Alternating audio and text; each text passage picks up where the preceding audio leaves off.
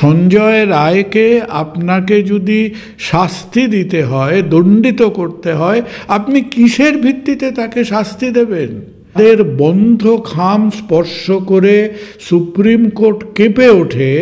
তাদের কোর্টের সামনে পেশ করার মতো দুটো পাতা লিখে একটা সাপ্লিমেন্টারি চার্জশিট দেওয়ার তাদের কাছে মেটেরিয়াল নেই। বন্ধ খাম খোলার পরে এই অবস্থা। তাহলে চন্দ্রচূড় বাবু এবং তার বন্ধু বান্ধবরা কি সাদা পাতা দেখে কেঁপে উঠছিলেন? যে সিবিআইয়ের বিশ্বাসযোগ্যতায় যে ক্র্যাশটা হয়েছে, যে বিপর্যয়টা হয়েছে, সেটা সত্যিকার প্রতিদিন এভরি ডে আফটার ডে এই যে একটা করে রিপোর্ট সিবিআইয়ের অন্দরমহল থেকে লিক হচ্ছে, এই একটা লিকড রিপোর্টসের ওপরের সিবিআইয়ের বিশ্বাসযোগ্যতাটা আরও তলায় চলে যায়।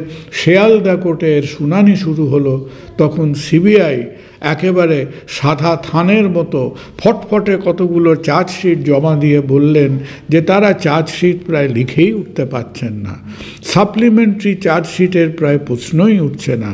এখানে 3-4 সেট ডিএনএ এক্সট্রা পাওয়া যায়। কে মাথার দিব্যি দিয়ে বলল যে সেগুলো কন্টামিনেশন? মানে কি কন্টামিনেশন? মানে সেগুলো প্রাইমারি স্যাম্পল নয়, সেগুলো যেন অসাবধানতা বশত ওইখানে চলে এসছে। একটা মর্মান্তিক ঘটনা চোখের সামনে দিয়ে আমরা দেখলাম, আপনারা হয়তো অনেকে দেখেছেন, যে সাউথ কোরিয়াতে ওয়ান এয়ারপোর্টে ব্যাংকক থেকে তাদের জেজু এয়ারলাইন্সের বোয়িং 737 এয়ারলাইনারটা এসে যখন 4 ঘন্টার ফ্লাইটের শেষে সেখানে ল্যান্ড করার চেষ্টা করছে, ল্যান্ডিংয়ের সময় বিস্তর গণ্ডগোল হলো। ল্যান্ডিং গিয়ারটাও সে নামাতে পারল না এবং শটান প্লেনটি এসে রানওয়েতে, যাকে বলে বেলি ল্যান্ডিং করলো। প্লেনের চাকাগুলো নামলো না এবং বেলিতে ল্যান্ডিং করার পরে সে বেশ খানিকটা গিয়ে সামনে একটা পুরো সলিড একটা দেওয়ালে, একটা সিমেন্টের দেয়ালে ধাক্কা খেলো এবং ধাক্কা খেয়ে চোখের সামনে 179 জন মানুষ সেই প্লেনটার মধ্যে ভস্মীভূত হয়ে গেল। তো এই যে একটা আমাদের চোখের সামনে আমরা একটা মর্মান্তিক এয়ার ক্র্যাশ দেখলাম, সেরকমই একটা ক্র্যাশ হয়তো এখন আমরা চোখের সামনে দেখছি। এবং সেই দুর্ঘটনা, সেই ক্র্যাশ, সেই বিপর্যয়টা হচ্ছে যে সিবিআইয়ের বিশ্বাসযোগ্যতায় যে ক্র্যাশটা হয়েছে, যে বিপর্যয়টা হয়েছে, সেটা সত্যিকার প্রতিদিন এভরি ডে আফটার ডে এই যে একটা করে রিপোর্ট সিবিআইয়ের অন্দরমহল থেকে লিক হচ্ছে, এই একটা লিকড রিপোর্টসের ওপরের সিবিআইয়ের বিশ্বাসযোগ্যতাটা আরও তলায় চলে যাচ্ছে। সেই বিভৎস ঘটনার পরে 5 দিন পুলিশের ইনভেস্টিগেশন, 6 দিনের মাথায় সিবিআইয়ের হাতে ইনভেস্টিগেশন যাওয়া, তারপর একটা দুর্বোধ্য কারণে আমাদের চন্দ্রচূড় মহাশয় এই কেসটাকে হাইকোর্ট থেকে সুপ্রিম কোর্টে নিয়ে গেলেন। চন্দ্রচূড় মহাশয়ের কাছে 1 বার নয় 2 বার নয় 7 বার সিবিআই স্ট্যাটাস রিপোর্ট দিল। সেই স্ট্যাটাস রিপোর্টগুলো চন্দ্রচূড় বাবু এবং তার সতীর্থরা যখন সেই বন্ধ খামগুলো আঙুলে টাচ করে তারা ইলেকট্রিক শক খাওয়ার মতো বলে উঠতেন, কি ভীষণ, কি সাংঘাতিক, এরকম ঘটনা, এরকম বিচ্ছিরি ইনভেস্টিগেশন আমরা একবারও দেখিনি। মানুষ উদ্গ্রীব হয়েছিল যে এই স্ট্যাটাস 7-8খানা স্ট্যাটাস রিপোর্টের পরে সিবিআই কি চার্জশিটটা ফ্রেম করেন।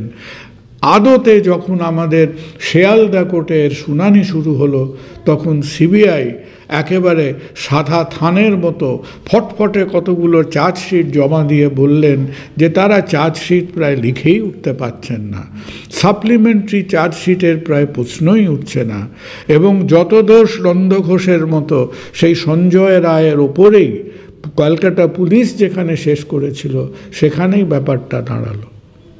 এরপর গত 10-12 দিনের ঘটনাটা একটু ভেবে দেখুন যে সিবিআইয়ের মতো দেশের উচ্চতম the highest possible investigative agency, যাদের বন্ধ খাম স্পর্শ করে সুপ্রিম কোর্ট কেঁপে ওঠে, তাদের কোর্টের সামনে পেশ করার মতো 2 পাতা লিখে একটা সাপ্লিমেন্টারি চার্জশিট দেওয়ার তাদের কাছে মেটেরিয়াল নেই। কিন্তু এই যে রিপোর্টগুলো পরপর বেরোচ্ছে, কাদের রিপোর্ট বেরোচ্ছে? এই রিপোর্টগুলো কি আপনি কলকাতার কোনো অফিস থেকে, কলকাতার কোনো খবরের কাগজ এটাকে বার করে তার মস্তিষ্ক প্রসূত রিপোর্ট বার করছে? সেন্ট্রাল ফরেন্সিক ল্যাবরেটরির রিপোর্ট। যারা সন্দেহ করলো যে আমাদের সেই বাই দিস টাইম বিশ্ববিখ্যাত seminar room is not the site of crime, সেই রিপোর্ট সিবিআইয়ের অন্দরমহল থেকে বেরোলো। মাল্টিডিসিপ্লিনারি মেডিকেল বোর্ডের যে রিপোর্ট এবং বক্তব্য, সেটা সিবিআইয়ের অন্দরমহল থেকে বেরোলো।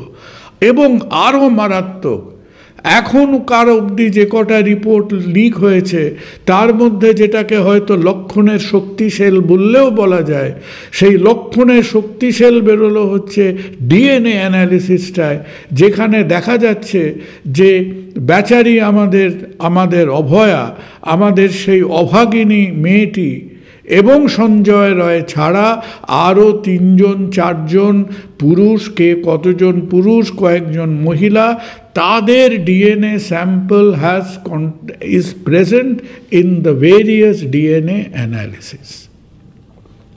একটা শব্দ বারবার শুনছেন, যে শব্দটাকে বলছে কন্টামিনেশন।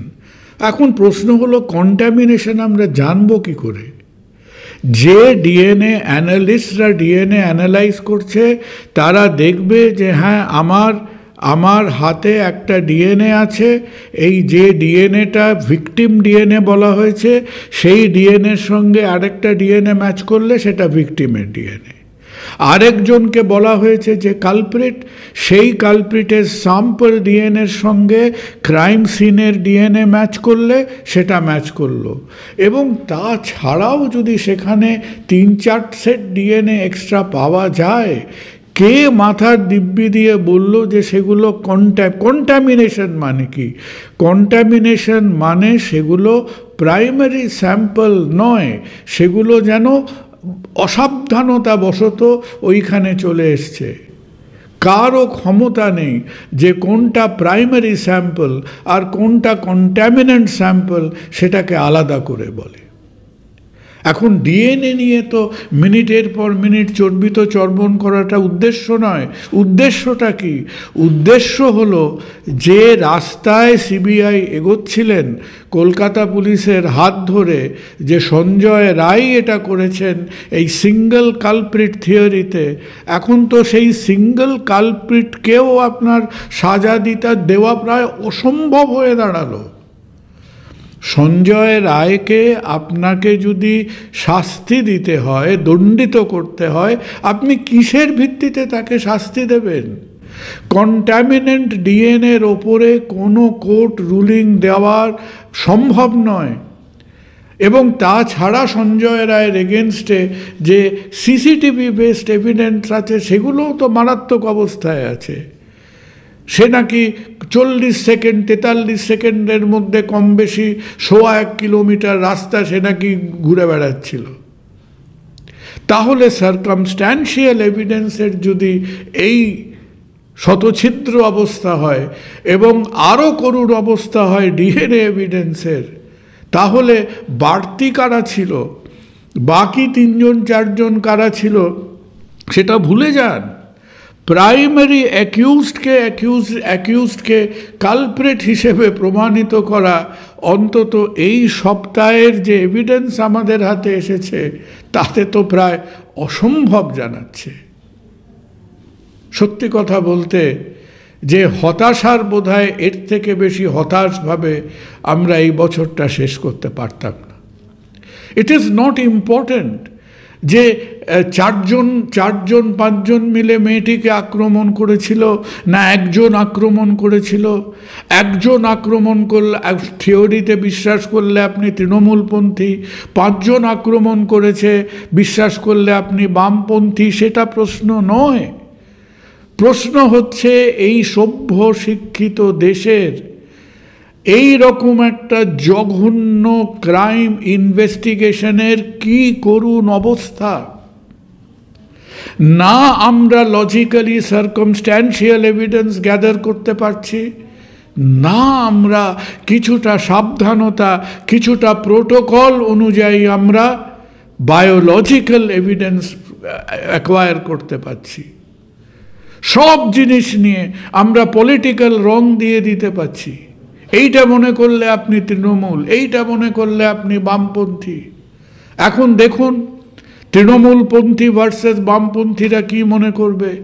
আপনারা কি তৃণমূলপন্থী বলে বা আপনি সরকার পক্ষ কি বিরোধী পক্ষ বলে তো ডিএনএর নেচার চেঞ্জ করবে না।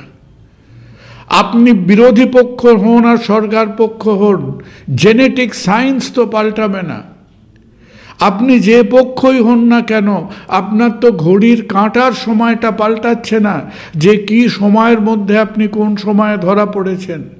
এবং সর্বশেষে এই যে আমরা একটা পলিটিক্যাল ব্লাইন্ডনেস নিয়ে এই জিনিসটাকে পারসিউ করছি, এবং হয়তোবা পলিটিক্যাল ইনফ্লুয়েন্সের জন্যে এই ইনভেস্টিগেশন এবং এভিডেন্স গ্যাদারিং এফেক্টেড হচ্ছে, তার পরিণতিটা দেখুন। ওই সিমেন্টের দেওয়ালে 200 জন প্যাসেঞ্জার নিয়ে প্লেনটা ধাক্কা খাওয়ার মতো আজকে সিবিআইয়ের বিশ্বাসযোগ্যতাটা কেবল তলানিতে ঠেকেনি, ওই বোয়িং 737-এর মধ্যে সিবিআইয়ের বিশ্বাসযোগ্যতাটা চুরমার হয়ে গেছে।